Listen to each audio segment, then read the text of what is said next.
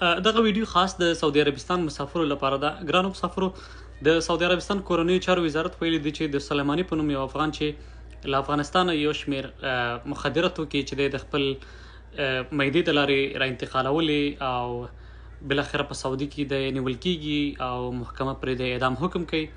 حکم چې دی پاچا ته ځي، هغه هم دغه حکم چې دی تاییدوي او بالاخره دغه افغان چې دی دغه اعدامېږي.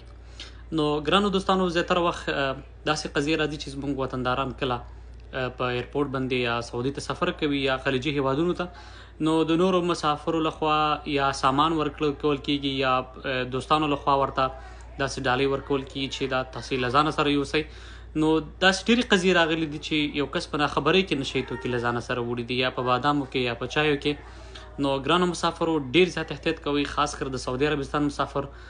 سعودي غواړي چې د نشهیي توکو کچه ته په دغه هېواد کې ښکته کړي، ځکه هلته زیاتره هلکان او نجونې چې دی په نشهیي توکو روږدي شوي دي او دوی بېلابېل ډول مخدره توکي کاروي. نو د هغې څخه مخنیوي په موخه دوی هڅه کوي چې د نشهیي توکو پر وړاندې چې کومه مبارزه ده دا ګړندۍ وساتي او سختې سزاوې وټاکي.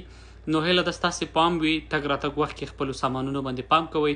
په ایرپورټونو کې چې کله تاسې ځئ یا تشناب ته ځئ یا لمانځه ته ځئ، نو هېڅکله په چا باور مه کوئ، خپل سامان چاته مه پرېږدئ. نو هیله ده دغه پوهاوي ویډیو در سره ټول خپاره کړئ تر څو ټول وطنداران خبر اوسي او خدای مکه له دغه شانتې مشکلاتو سره مخ نشي. نو تاسې ټولو ته ښه وخت.